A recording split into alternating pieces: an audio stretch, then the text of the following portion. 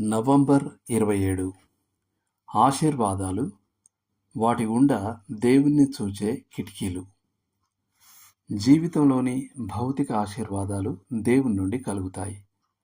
ఆశీర్వాదాలు సమృద్ధిగా ఉన్నప్పుడు తను తాను చూసుకుని దేవుణ్ణి మర్చిపోయే వ్యక్తి కేవలం తన గర్వాన్ని బయటపెడుతున్నాడు.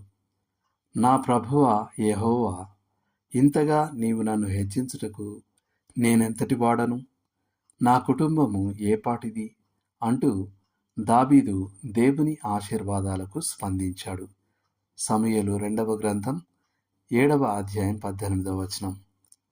జీవితంలోని భౌతిక ఆశీర్వాదాలు మనల్ని మనం చూసుకునే అద్దంలా లేదా దాని గుండా దేవుణ్ణి చూసే కిటికీలా ఉంటాయి.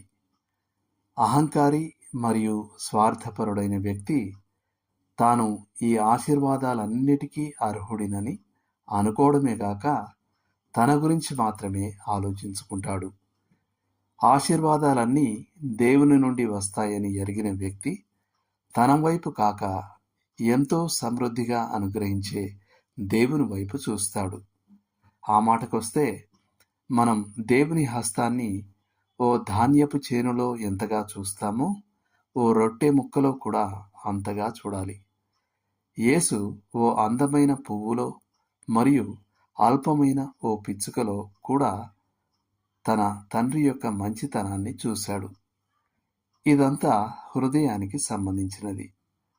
యేసు నీ ధనమెక్కడ నుండునో అక్కడనే నీ హృదయం ఉండును అన్నాడు.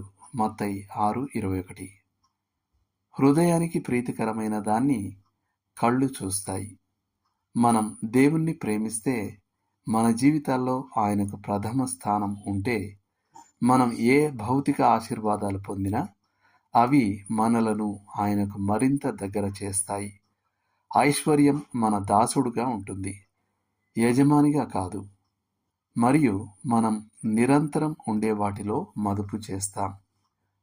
ఇది గుర్తుంచుకోండి.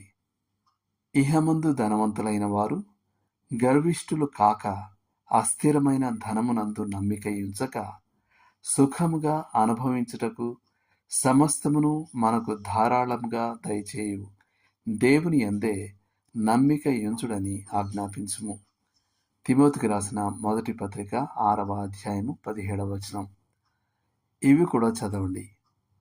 ఆదికాండము 1వ అధ్యాయం 31వ వచనం, యోహాను 1వ అధ్యాయం 16వ వచనం, కొరింథీలకు రాసిన 2వ పత్రిక 3వ అధ్యాయం 5వ వచనం, యాకోబు పత్రిక 1వ అధ్యాయం 17వ వచనం.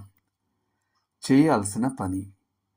ఇప్పుడు మనమందరం దేవునికి కృతజ్ఞతాస్తుతులు చెల్లించుదాము అనే పాటను లేదా దేవుని మంచితనానికై ఆయనకు కృతజ్ఞతాస్తుతులు చెల్లించడానికి సంబంధించిన మరో కీర్తనను చదవండి లేదా పాడండి. ఆయన హస్తం నుండి మీవైన వాటిని పేర్కొని వెంటనే ఆయనకు కృతజ్ఞతాస్తుతులు చెల్లించండి. దేవుడు మిమ్మల్ని దీవించునుగాక. ఆమెన్.